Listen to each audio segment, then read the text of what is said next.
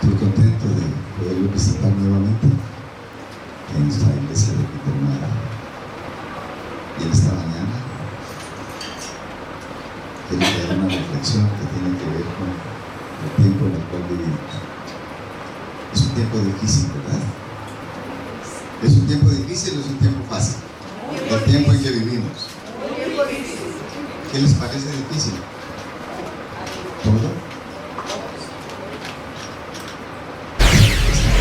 Si todo nos parece difícil, somos pesimistas. No todo es malo, no todo es difícil, hay muchas cosas buenas. Dios tiene muchas bendiciones disponibles para nosotros, pero definitivamente es un tiempo duro. Y hay un fenómeno que caracteriza particularmente este tiempo en el que vivimos, y es el movimiento de las personas de un lugar a otro. Es decir, hay un fenómeno migratorio muy acentuado, sobre todo en estos últimos meses y par de años que han acabado de pasar. De siempre ha existido la migración. Los israelitas, es decir, la familia de Jacob, migraron a Egipto buscando comida, ¿verdad? Nosotros mismos migramos a otro lugar. Quiero ver las manos de los extranjeros que hay aquí en esta mañana.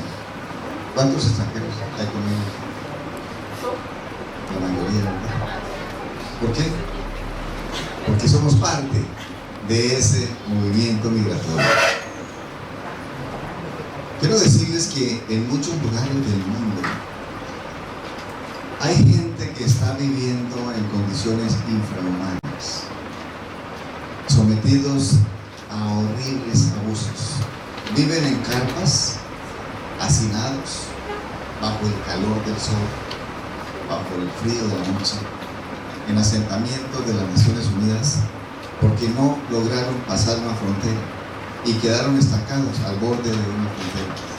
Y sin comida, sin lugar donde dormir, los gobiernos se reunieron y entonces construyeron viviendas provisionales para ellos. Esa gente vive en esos lugares, con personas que no se conocen, no tienen una carpa para cada uno, sino son carpas grandes en las cuales viven diferentes familias. Y en esos lugares la comida está racionada, es decir, hay una cantidad de comida para todo el número de personas que están en ese lugar. Y hay reportes de las Naciones Unidas que dicen que familias que tienen hijos en gran cantidad, es decir, familias bastante numerosas, han caído en la tendencia de entregar sus hijas en matrimonio a hombres que están en el mismo asentamiento, solamente y exclusivamente para que la ración de comida que ellos reciben como familia les alcance mejor.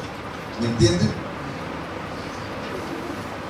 Entregan una hija de 10 años, de 12 años en matrimonio a un hombre, porque esa niña que pasa a otra familia es una boca menos para comerse la comida que les toca en ración. Este mundo es un mundo miserable, el mundo en que vivimos. Y mucha gente ha estado huyendo del lugar en donde nacimos. Ustedes ven las caravanas en Centroamérica, Estados Unidos, tratando de los Estados Unidos. Gente de todo el mundo, no solamente centroamericanos. Y nosotros también parece que no estamos contentos. Y no debemos estar contentos de estar en este mundo más. Este no es nuestro hogar. Nuestro hogar es otro, mejor, más allá, después de las nubes. Allá queremos llegar a la patria celestial. Deberíamos estar cansados de este mundo, de esta vida, de pecado, de enfermedad, de lágrimas, separación, tristeza, y anhelar más intensamente ese mundo mejor que el Señor tiene para sus hijos fieles. El pueblo de Israel vivía en carpas, de la misma manera como han estado viviendo estos refugiados en diferentes partes del mundo. Y en esta mañana la meditación tiene como título El santuario y las tres venidas de Jesús. El santuario se componía de 4 lugares. El santuario en el desierto, en el pueblo de Israel, se componía de 4 lugares. ¿Sí? ¿Están de acuerdo conmigo? ¿Cierto? ¿Cómo? ¿No? ¿No está de acuerdo? Díganme por qué no. Ah, está muy bien. Está muy bien, pero está muy mal.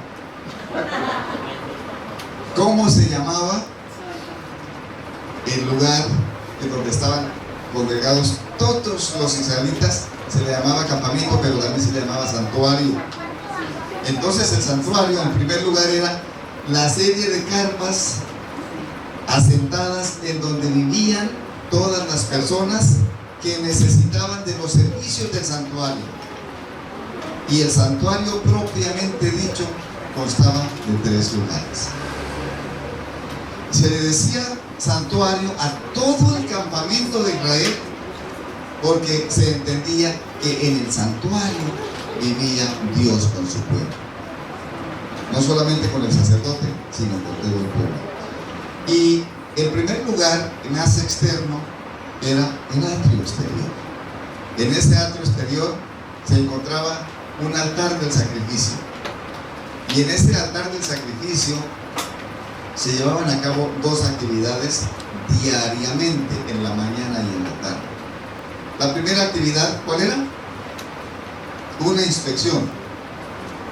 Una inspección en la que se examinaba si la ofrenda, el cordero que se traía para ser sacrificado, estaba en perfectas condiciones. Tenía que ser una víctima, un cordero perfecto, que no le faltara una oreja, que no fuera platiquebrado, que no estuviera alterado, que el rabo no estuviera mocho.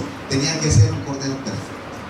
Y una vez que el sacerdote hacía esa inspección, la segunda actividad que se llevaba a cabo en el altar del sacrificio era la muerte de la víctima. ¿Quién mataba el cordero? ¿Quién? Muy bien, el ofrendante, el que traía la ofrenda. Él era quien mataba a la víctima. Y el resto del trabajo lo hacía el sacerdote, ¿verdad? Eso se hacía la mañana y en la tarde. El segundo lugar del santuario terrenal era el lugar santo. Y ese lugar santo tenía una entrada, igual que el campamento en general, que daba al oriente. De tal manera que cuando la gente entraba por la puerta del santuario y entraba al lugar santo, le daba la espalda al sol. Porque en medio y alrededor de todos los israelitas del campamento de los israelitas había mucha gente idólatra. Y particularmente la mayoría de esa gente adoraba al sol. Y al sol se le adoraba haciendo una venia. Entonces, al entrar al santuario, el pueblo de Israel, en esa disposición que Dios mismo ordenó, le estaba dando la espalda al sol. Y al inclinarse ante el verdadero Dios, le estaba dando la espalda al Dios falso. Todo eso tenía un sentido, había una razón para que eso fuera así. Al entrar al lugar santo, había 3 muebles, 3 artefactos. Al entrar y a la izquierda había el candelabro con 7 brazos. Y esos 7 brazos tenían una mecha que ardía, alimentada la mecha por aceite. Y eso tenía que arder permanentemente, constantemente. El trabajo del sacerdote era alimentar esos candelabros para que la luz nunca se apagara. Vamos a ver más adelante qué representaba ese candelabro. A la derecha, entrando, estaba una mesa, que era la mesa de los 12 panes de la proposición o presencia. Y entonces al frente, entrando, estaba un altar, pero este altar era del incienso, donde se quemaba un incienso que sacaba ese humo y también tenía una representación que luego la vamos a explicar. Eso era lo que consistía, en eso consistía el lugar santo. Detrás o más adelante de ese altar del incienso había una cortina y después de la cortina estaba el lugar santísimo. Y en el lugar santísimo había solamente un mueble. Y ese mueble era el arca del pacto. Dentro del arca del pacto habían varios artefactos, pero uno en particular, y esa era la santa ley de Dios. Es interesante que el santuario terrenal era una representación del plan de salvación a ser ejecutado años después por Cristo Jesús. Y en ese santuario en general, entonces, los tres servicios que se ejecutaban o se hacían ahí eran, entonces, repasando, uno de ellos, ya lo estudiamos, era el sacrificio. En el lugar santo se hacía un segundo, se desarrollaba una segunda actividad, y esa era la intercesión. Cuando la víctima era sacrificada en el altar de sacrificio, fuera en el atrio, se traía sangre en una ponchera, y con un hisopo esa sangre se asperjaba en la cortina que separaba el lugar santo del lugar santísimo. Se depositaban los pecados representados y cargados en la sangre de esa víctima en espera de ser perdonados. El sacerdote hacía ese trabajo de, por favor, perdón por esta iniquidad. Y en el lugar santísimo se ejecutaba una acción diferente. Y esa acción diferente, muy bien, esa acción diferente se hacía solamente una vez al año. Y esa era el juicio o expiación, en donde eran perdonados los pecados, o si el impío no se había arrepentido, era juzgado y era condenado. Esta doctrina del santuario se encuentra muy bien descrita en el Antiguo Testamento, y de hecho es base fundamental para el establecimiento de la Iglesia Adventista del Séptimo día. Sin santuario no somos nada como adventistas del Séptimo día. ¿Qué tiene que ver el santuario y todo esto que ustedes ven también esquematizado aquí y la venida de Jesús? De hecho, recuerden, el título es El santuario y las tres venidas de Jesús. Cristo va a venir 3 veces en realidad a la tierra. ¿Ya vino alguna vez? ¿A dónde vino? En Belén. ¿Belén dónde está? ¿En dónde? En Israel. Pero yo sé que muchos judíos, muchos israelitas, no creen que Cristo ha venido todavía. De hecho, están esperando al Mesías. Entonces, ¿cómo podemos nosotros, de hecho, decir que Cristo sí vino una vez ya? Los hechos que pasaron en el pasado se corroboran con la historia, o se corroboran con documentos, actas de nacimiento, registros, etc. ¿Cómo podemos asegurar que Cristo sí vino?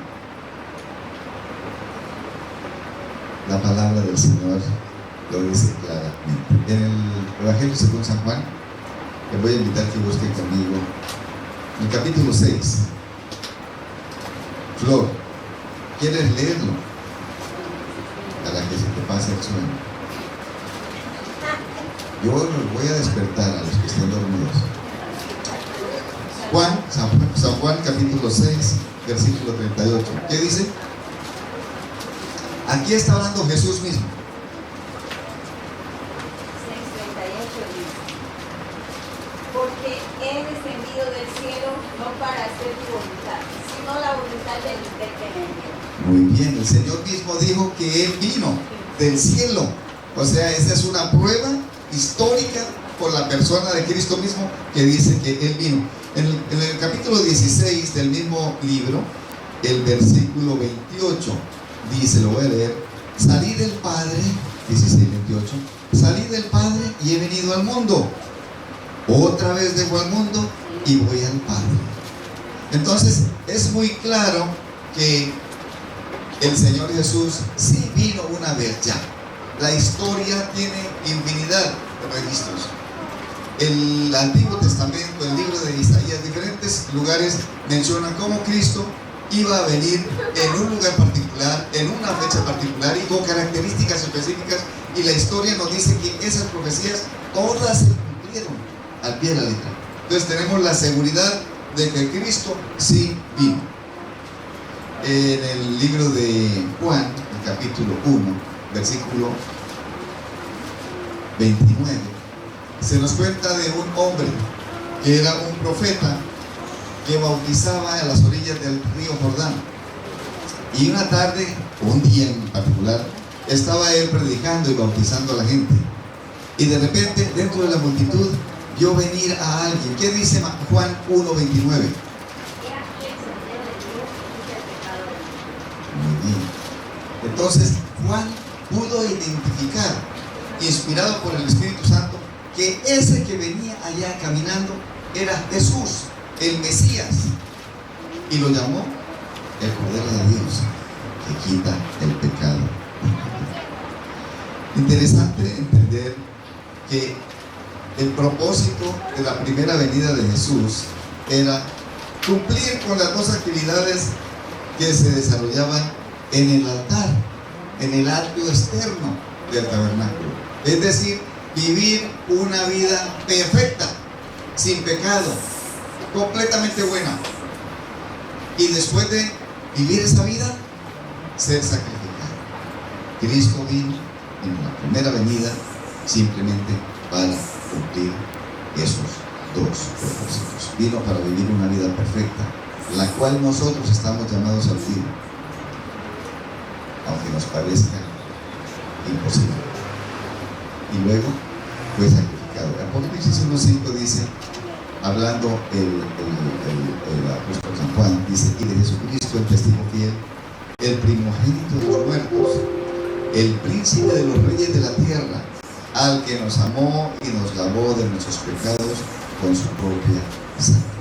Es decir, tenemos en el registro histórico de la Sagrada Escritura y por inspiración divina el hecho claro de que Jesús ya vino por primera vez a esta tierra y cumplió con el propósito de su venida. Sin embargo, antes de ir al cielo, el Señor se despidió de sus discípulos y les dijo que estaban yéndose. En Juan 14, versículos 1 al 2, cuando Él les mencionó y les dejó de entender que Él se iba, ellos empezaron a entristecerse y a preocuparse.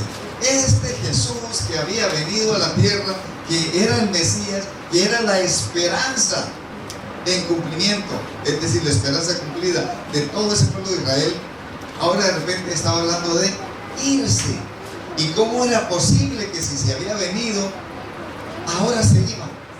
Ese sueño de un gobierno terrenal, de un establecimiento, de un gobierno perfecto para los israelitas, ahora se estaba desmoronando. Los apóstoles, incluso cerca de la despedida de Jesús, todavía no habían entendido el plan de salvación y el propósito de la venida de Jesús a este mundo. Y entonces fue cuando el Señor les dijo en Juan 14, 1 y 2: no se turbe vuestro corazón. ¿Creéis en Dios? Creed también en mí.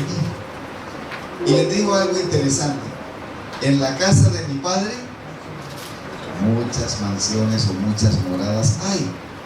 Si así no fuera, yo os lo hubiera dicho. Y luego añade algo diferente: voy pues a preparar ¿qué? Lugar para vosotros. ¿Para qué? Para que donde yo esté, vosotros también estéis. Y el Señor se fue, eventualmente se fue, y encontramos en el registro bíblico que Él ascendió, subió al cielo. ¿Y dónde está ahorita? En el lugar santísimo. Se nos están adelantando. Muy buenos estudiantes.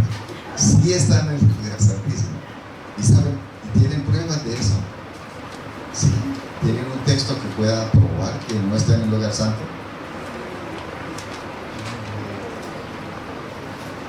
¿Dónde está Dios entonces? Está en los cielos. Y está en su santuario. Porque recuerden que en el santuario terrenal se hacían, es una copia, y se hacían cosas figurando o demostrando lo que iba a estar sucediendo en el santuario celestial, que no es copia sino el original. Entonces, ¿dónde vive Dios? Vive en el cielo, y fue al santuario celestial. Y ahora que está allá, ¿qué es lo que está haciendo? ¿Está haciendo casas para que nosotros vayamos a vivir allá? ¿Ah? No está haciendo casas porque las casas ya están hechas. ¿Recuerda lo que dijo? En la casa de mi Padre muchas mansiones hay, ya están hechas. Además, siendo Dios, creador de todo cuanto existe, todopoderoso, no necesitaba 2000 años para crear casas y para fabricar casas. Nomás con decir sean hechas, ya están bien hechas. Pero si va a hacer algo, ¿recuerdan el versículo lo que dice? Voy pues a preparar lugar. ¿Qué significa eso de preparar lugar?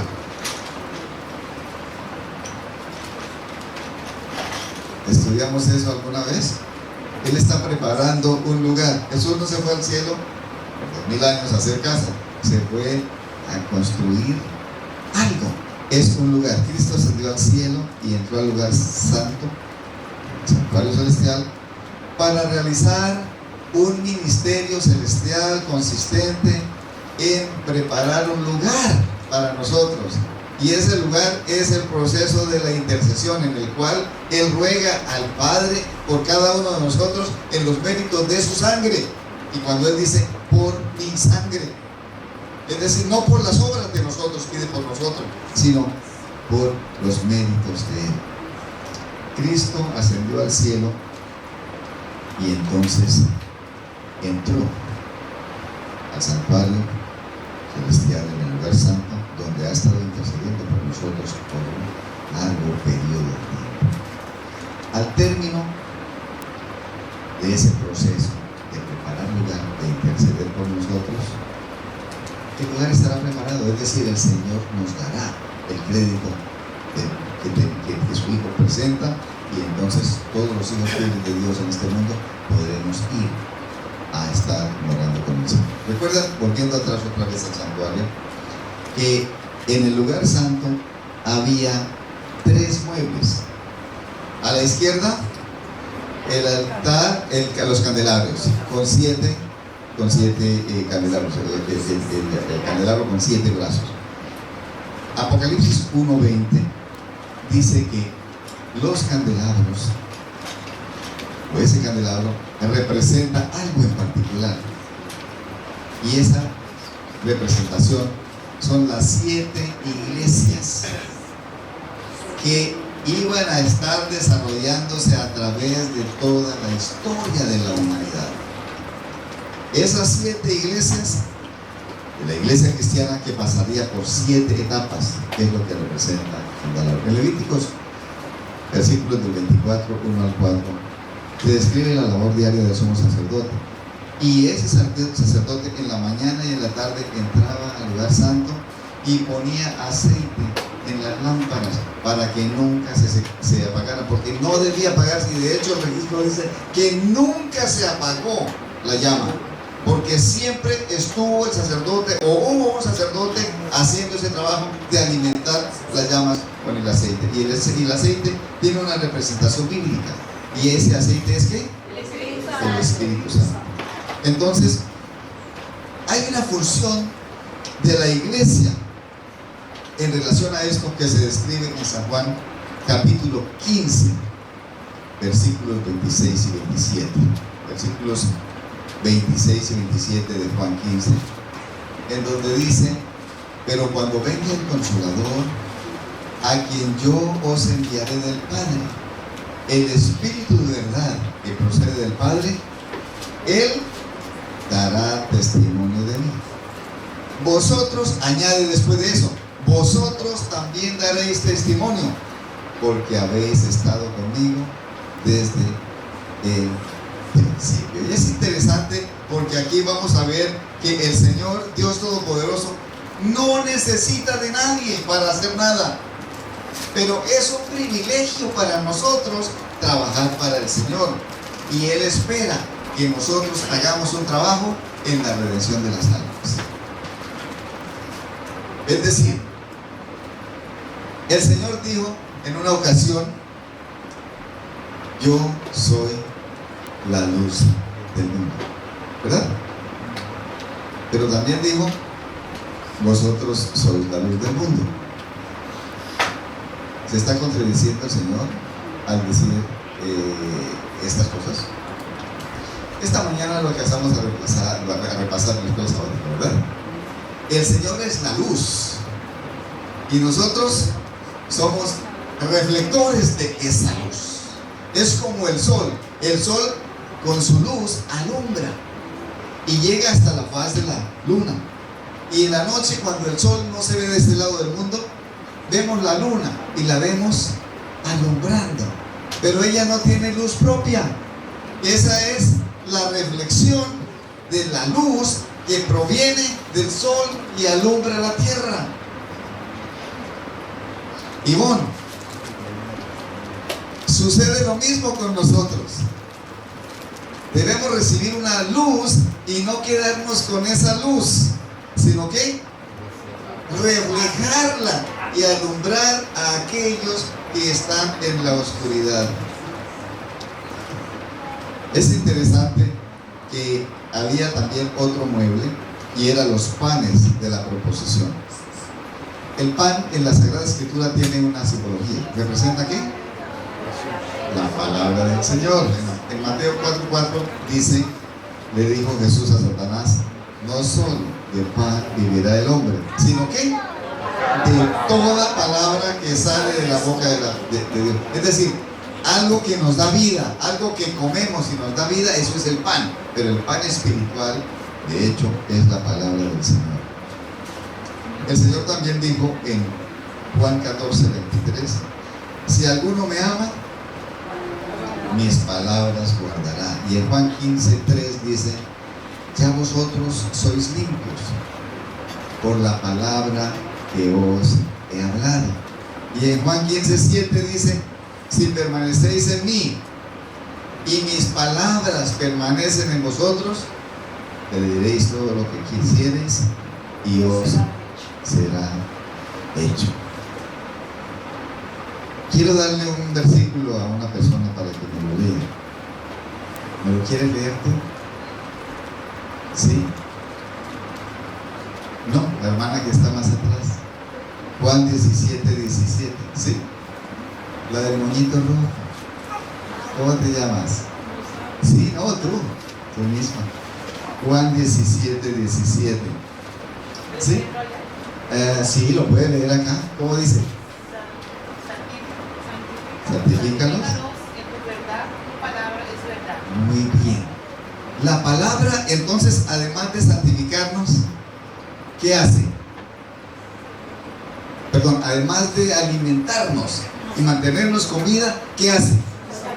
Nos santifica. Es interesante que el Señor tiene esa palabra y nosotros, es decir, la reveló y nosotros disponemos de ella porque la podemos comer en cualquier momento, en cualquier lugar, a donde vayamos. De hecho, el Señor pide que esa palabra esté no solamente en nuestras mentes, sino esté en nuestros corazones. Y nos pide que nosotros nos encarguemos de repetirlas todos los días a nuestros hijos y que la gente las vea, la gente que se relaciona con nosotros, vea que nosotros realmente comimos la palabra. Santificar a la iglesia, entonces, es una de las funciones de la palabra de Dios. Hay un texto que está en Efesios 5:25 al 27 y habla de la relación de familia. Y recuerdan ustedes que la iglesia es representada también como una familia, es decir, como un matrimonio. Efesios 5:25 y 27 dice: maridos, amad a vuestras esposas, así como Cristo amó a la iglesia y se entregó a sí mismo por ella. ¿Para qué? Para santificarla, limpiándola en el lavamiento del agua por la palabra. Y fíjense ustedes, aquí hay diferentes elementos de la naturaleza que han sido tomados y tienen una representación espiritual. limpiándola en el lavamiento del agua con la palabra para presentársela gloriosa para sí. Una iglesia que no tuviese mancha, ni arruga, ni cosa semejante, sino que fuese santa y sin mancha. El agua también representa al Espíritu Santo, igual que el aceite, ¿verdad? La función de la palabra de Dios entonces es alimentar, santificar y purificar a la iglesia. Y había otro mueble que estaba en el lugar santo, y ese es el altar del incienso. Y ese incienso, ¿a qué representa? Las oraciones. Perfecto. El Espíritu Santo es el que presenta nuestras oraciones, porque una oración nuestra delante de Dios, sin la influencia del Espíritu Santo, sin la intercesión del Señor Jesús, no sirve para nada. De hecho, dice el Señor que ni siquiera sabemos pedir como conviene. Pedimos y pedimos lo que realmente no sirve para nada. Romanos 8:26 dice: y de la misma manera también el Espíritu nos ayuda en nuestra debilidad. Pues, ¿qué hemos de pedir como conviene? No lo sabemos, pero el Espíritu mismo intercede por nosotros con gemidos indecibles. Esto es todo un plan completo de salvación que trabaja en pro de la salvación de la humanidad, que sola está perdida, irremediablemente perdida. Entonces el altar del incienso representa la intercesión de Jesús por nuestros pecados. Y tenemos esa garantía y esa seguridad y esa alegría de saber que el Señor pide por nosotros y que tiene suficiente dinero para comprar nuestra salvación. ¿Saben cuál es ese suficiente dinero? Es su sangre preciosa, que no nos cuesta a nosotros nada. Simplemente tenemos que aceptar este regalo de salvación. Juan 1, 2, primera de Juan 2, versículo 1 dice: hijitos míos, estas cosas os escribo para que no pequéis. Y si alguno hubiere pecado, posiblemente alguno de nosotros pecó alguna vez, ¿verdad? ¿O no? ¿Alguien aquí ha pecado o no? Todos somos salvos. Si alguno, por casualidad, si en una sola ocasión alguien pecó, ¿qué dice? Abogado tenemos. Abogado, es decir, el que hace el caso nuestro ante la justicia. Abogado tenemos para con el Padre, y ese abogado es Jesucristo el justo. Entonces vemos que aquí hay un doble ministerio. Si ustedes, lo que les mencionaba antes, que el Señor no necesita de ningún ayudante, pero el Señor permite que nosotros hagamos un trabajo. El doble ministerio en el cielo y en la tierra sucede simultáneamente, incluye a Dios e incluye a su pueblo. ¿Por qué? Jesús prepara un lugar en el cielo para llevar a su iglesia. Ese lugar es la intercesión en el santuario celestial. Y el Espíritu Santo, aquí en la tierra, prepara a la iglesia para que vaya a ese lugar que Dios ha preparado en el cielo. Es decir, es un trabajo en el cual Dios hace algo y nosotros tenemos que permitir que la obra del Señor actúe en nuestra vida, para que nosotros podamos conseguir el fruto de ese trabajo. Hebreos 7:25 nos dice: por lo cual también puede salvar perpetuamente a los que por él se acercan a Dios, viviendo siempre para interceder por ellos. Ahora, vamos a la última parte, es decir, al último lugar del santuario celestial. La obra de Jesús en el lugar santísimo. Todos conocemos una fecha muy particular en la historia de esta tierra, y esa fecha es 22 de octubre de 1844. ¿Alguien puede decirme qué sucedió en ese día? Ese día sucedió algo que fue terrible y que fue fantástico. ¿Cómo puede ser que algo sea bueno y malo en el mismo momento, el mismo día? Fue muy bueno porque el Señor Jesús se movió del lugar santo al lugar santísimo, y ahí teníamos la posibilidad de que nuestros pecados todos fueran borrados. pero fue terrible y fue malo. De hecho se le conoce como el día del gran chasco, porque los hermanos que habían estado estudiando la palabra del Señor pensaban que el Señor, en vez de pasar al lugar santísimo, vendría a la tierra. Se anticiparon mucho, y cuando el Señor no llegó, entonces fue un chasco terrible. Yo tengo aquí el versículo que comprueba que el Señor Jesús pasó del lugar santo al lugar santísimo. La prueba. Y eso está en Apocalipsis 11, versículos 17, 18 y 19. Apocalipsis capítulo 11, versículos 17, en donde el apóstol Juan agradece de la siguiente manera. 11, 17 al 19. Te damos gracias, oh Señor Dios Todopoderoso, que eres y eras y que has de venir, porque has tomado tu gran poder y has reinado. ¿A quién se está refiriendo San Juan en ese versículo? A Jesucristo. Dice, continúa diciendo, y se han airado las naciones y tu ira ha venido, y el tiempo para que los muertos sean juzgados, y para que des el galardón a tus siervos los profetas, y a los santos, y a los que temen tu nombre, pequeños y grandes, y para que destruyas a los que destruyen la tierra. Y la parte clave es la que sigue. Y el templo de Dios, ¿cuál templo de Dios? El santuario celestial. Y el templo de Dios fue abierto en el cielo. ¿Y qué pasa? Y el arca de su pacto fue vista en su templo. ¿Dónde estaba el arca? En el lugar santísimo.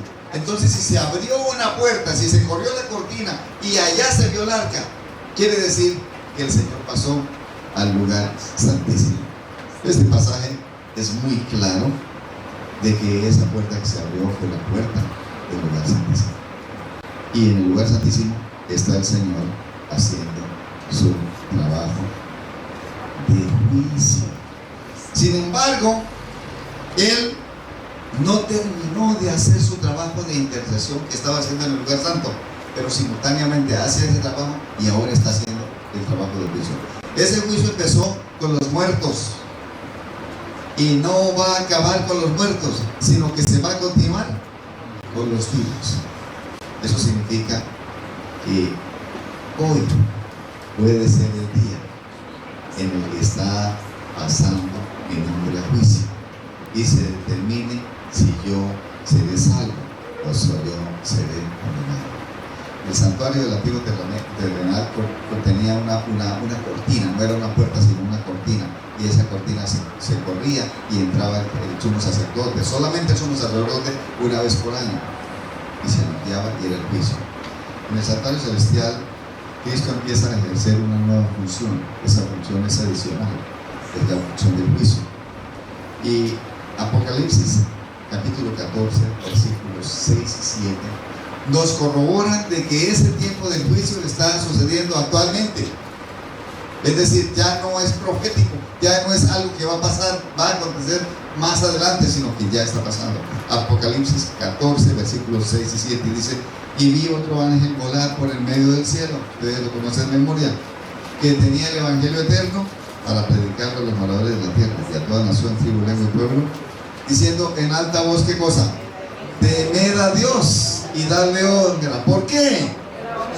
Porque la hora de su juicio ha venido, y adorad a aquel que hizo el cielo y la tierra, el mar y las fuentes de las aguas. La función nueva de Cristo en el santuario celestial es purificar ese santuario de todos los pecados que han entrado en él. Y de eso está hablando, de todos los pecados de toda la humanidad y de toda la historia de esta tierra. Como mencionamos, lo mencionó el versículo, empieza primero con los muertos y luego termina el proceso con los vivos. En ese tiempo, cuando el juicio termina, esto es bien delicado. Si ustedes habían estado durmiendo todo este rato, o habían estado pensando en el almuerzo o en las preocupaciones que los preocupan todos los días, quiero que recuerden esto. cuando termine ese proceso de juicio, no habrá intercesor. Es decir, el que peque no tendrá chance de perdón. No habrá intercesor en ese momento. Y es el momento en el que el santuario será cerrado y no pueden presentarse más pecados, no puede haber más confesión, no puede llegar alguien a decir: Señor, perdóname, hice esta maldad. Ya no, se acabó la intercesión. Y ahí es cuando Apocalipsis 22:11 dice: el que es injusto, sea injusto todavía, y el que es sucio, ensúciese todavía, y el que es justo, sea justo todavía, y el que es santo, santifíquese todavía. Después de eso, ¿qué vendrá? ¿Ah? Muy bien, ya aquí yo vengo pronto, y mi galardón conmigo para recompensar a cada uno según fuese su obra. El espíritu de profecía habla en muchos textos, en muchos apartados, que solamente habrá un remanente salvo. Sin embargo, un remanente significa un poquito que sobró. Hay lugares donde se menciona que de 20 no hay ni uno que habrán de ser salvos dentro del grupo de los que creen que van a ser salvos. Es más, eso no es nada. Hay otro texto, otro apartado del Espíritu de Profecía que dice que de donde hay un grupo de 100, ni siquiera hay uno que es listo para ser salvo. Apocalipsis 19, 7 y 8 nos dice: sin embargo, gocémonos y alegrémonos y démosle gloria, porque han venido las bodas del Cordero, y su esposa se ha aparejado, y a ella se le ha concedido que se vista de lino fino, limpio y resplandeciente, porque el lino fino es la justicia de los santos. Y esa justicia de los santos en realidad no es de los santos, es la justicia de Cristo, con la cual Él los cubre. Recuerda que dijo: y si me fuere y os aparejare lugar, vendré otra vez. Otra vez, es decir, la segunda vez, porque había venido como bebé y se estaba yendo, se estaba despidiendo de los discípulos, y dice: vendré otra vez y os tomaré a mí mismo, para que donde yo estoy, vosotros también estéis. Y esta es una referencia a la segunda venida de Cristo. En esa venida segunda de Cristo, ¿viene Jesús a la tierra y se posa en la tierra? No. ¿Camina en la tierra? No. ¿Está con nosotros? No. Muy bien, están atentos, están bien informados. Es una visita, pero de pasadita, porque se queda en el aire, no hace contacto con nosotros. Que estemos vivos, que estemos en paz y en buena cuenta con Dios, estaremos con el Señor, pero no primero. Muy bien, los que estaban muertos, justos, resucitarán, y entonces el Señor los llevará junto con Él, y luego nosotros que estamos vivos nos uniremos al grupo, y entonces estaremos con el Señor. Y ese es el evento de la segunda venida. Pero el Señor tiene que volver otra vez. Son 3 venidas, no son 2. Y en cada una de las venidas Él tiene una personalidad. Cuando vino, como en la primera ocasión, vino como un bebé indefenso, nació en un pesebre, hijo de una familia pobre, desamparada, muy vulnerable, vivió una vida perfecta, y al final su mismo pueblo lo mató, lo sacrificó. En la segunda venida vendrá como Rey de Reyes y Señor de Señores. Pero hay una venida más que el Señor habrá de hacer. Dice en Primera de Tesalonicenses 4, capítulo 4, versículos 15 y 16: por lo cual os decimos esto por palabra del Señor, que nosotros que vivimos, que habremos quedado hasta la venida del Señor, no precederemos a los que durmieron. porque el Señor mismo, con aclamación, con voz de arcángel y con trompeta de Dios, descenderá del cielo, y los muertos en Cristo resucitarán primero. Versículo 17 dice: luego nosotros, los que vivimos, los que hayamos quedado, juntamente con ellos seremos arrebatados en las nubes para recibir al Señor en el aire, y así estaremos siempre con el Señor. Todo esto lo leí, lo mencioné, porque no quiero que se vayan con la idea de que yo lo leí por ahí en algún librito y lo inventé, sino que está documentado. Es la palabra del Señor que lo dice clara y específicamente. Ahora, ya que vamos después de la segunda venida de Cristo y ascendemos con Él al cielo, ¿qué vamos a hacer ustedes y yo en el cielo? ¿Cuál será nuestro trabajo? ¿Sabe por qué periodo va a ser la vacación esa? 1000 años. ¿Se imaginan 1000 años? 10 siglos. ¿Qué vacación? ¿Qué haremos? Estaremos allá esperando, escuchando cómo tocan las arpas los ángeles, tal vez algunos violines, aburridos, ¿qué será de nuestra vida en el cielo? Muy bien, interesante, ¿no? Vamos a tener un trabajo muy importante. Este es el inicio del milenio. En esta semana escuché en una radio, que siempre cuando voy en el carro trato de poner una radio que presenta mensajes evangélicos, y había un predicador diciendo que cuando el Señor venga, empezará, después de la segunda venida de Cristo, su ascenso, empezará el milenio, y en ese milenio habrá dos grupos de personas. Un grupo de personas son los que murieron y resucitaron, y el otro grupo es los que habían sido buenas personas y están justos, están bien con Dios, y entonces ascienden todos con Él. Pero había también otro grupo de personas que no estaban tan consagrados, y esos que ascendían iban a ascender al cielo con la misma naturaleza carnal, comían y bebían, iban al baño, todo normal.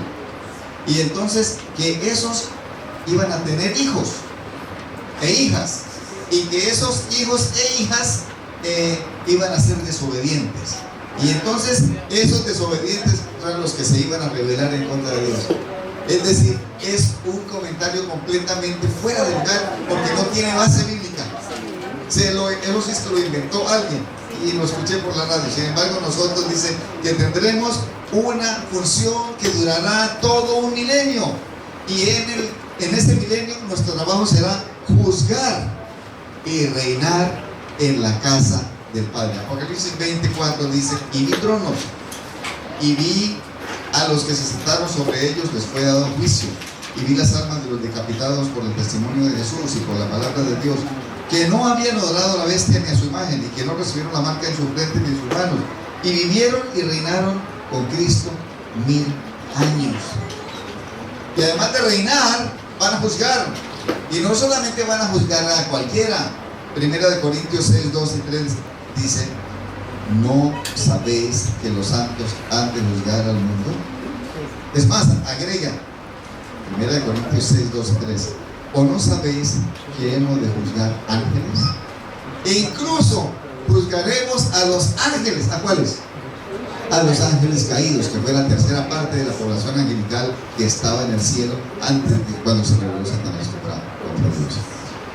La tercera venida de Jesús, y ya estoy terminando, está registrada en Apocalipsis 21, 2 y 3. Y yo, Juan, vi la santa ciudad, la nueva Jerusalén, que descendía del cielo de Dios, dispuesta como novia ataviada para su marido. Y oí una gran voz del cielo que decía: he aquí el tabernáculo de Dios con los hombres, y Él morará con ellos, y ellos serán su pueblo, y Dios mismo estará con ellos y será su Dios. Justo cuando Dios decide que Cristo debe regresar al final del milenio a esta tierra, Satanás, sus ángeles y todos los seguidores serán liberados de esa cadena de circunstancias en la que había sido liberado Satanás. Los impíos de todas las edades resucitarán, y entonces todos esos malos resucitando en esta tierra con Satanás y los malos ángeles se organizarán para dar la batalla. Y ellos ven alrededor y son miles de millones. Si ahorita hay 7.000 millones y una generación son 70 años, Hagan la cuenta de 6.000 años de historia. ¿Cuántos miles de millones de personas habrá en ese momento? Miles de millones de impíos confabulados con Satanás, genios de la guerra. Léalo en el Espíritu Poesía. Gente que sabe cómo hacer estrategias de guerra, de pelear, de matar. Gente que inventó armas potentes. Esas mentes capaces para el mal se organizarán. Dice, y cuando los 1000 años fueron cumplidos, Satanás será suelto de su prisión y saldrá para engañar a las naciones que están sobre los 4 ángulos de la tierra, Gog y Magog, a fin de reunirlos para la batalla, el número de los cuales es como la arena de la mar, y subieron sobre la anchura de la tierra y rodearon el campamento de los santos y la santa ciudad amada de Dios. Y entonces, ¿qué pasó después de eso?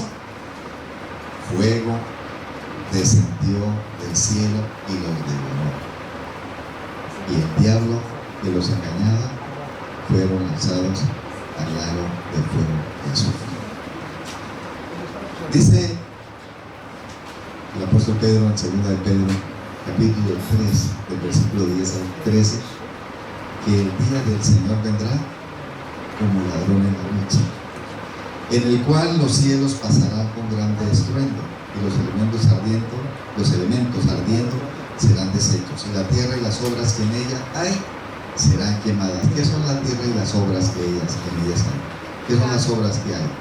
Es la casa suya y la casa mía, es su carro y mi carro, es la ropa, es las cosas que tenemos, es eso que amamos tanto y que nos ata tanto a este mundo, es ese esposo, esposa, hijos, familia, es ese trabajo que nos roba el tiempo todas las 24 horas del día.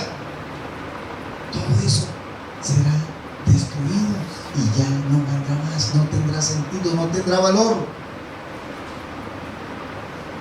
Puesto que todas estas cosas han de ser deshechas, ¿cómo no debéis vosotros de conduciros en santa y piadosa manera de vivir, esperando y apresurados para la venida del día de Dios, en el cual los cielos, siendo encendidos, serán deshechos, y los elementos, siendo quemados, se fundirán? Pero nosotros esperamos según su promesa, ¿qué cosa? Cielos nuevos y tierra nueva, en los cuales mora la justicia. En la tercera venida de Jesús se establecerá la capital de Dios en esta tierra, y Él morará con los santos para siempre. Y bueno, ya no estarán los hijos lejos. Alice, ya no estará el resto de la familia lejos. Ya no habrá separaciones, ya no habrá tristeza, dificultades. Ese es el mundo al cual anhelamos. Ese es el que debemos luchar por vivir en él. Ojalá que el Señor nos inspire para que cada día, cuando despertemos, cuando nos levantemos, no anhelemos tanto el bien de esta tierra, no anhelemos tanto la prosperidad, no luchemos tanto por los objetivos de este lugar, no trabajemos tan duro por la finca, Becky, sino que nos preparemos por estar listos, estar preparados para ese lugar que el Señor está preparando para nosotros, y que el Espíritu Santo haga el trabajo en nosotros. Dice Mateo 5:5, bienaventurados los mansos, porque ellos heredarán la tierra. Esa es la herencia que el Señor nos ha prometido. Ojalá que cada uno de nosotros pueda participar de esa herencia y vivir con el Señor para siempre. Que el Señor bendiga a cada uno de ustedes y les deseo una oración en este momento. Hermanos, así de pie, entonemos el himno 173. Himno 173.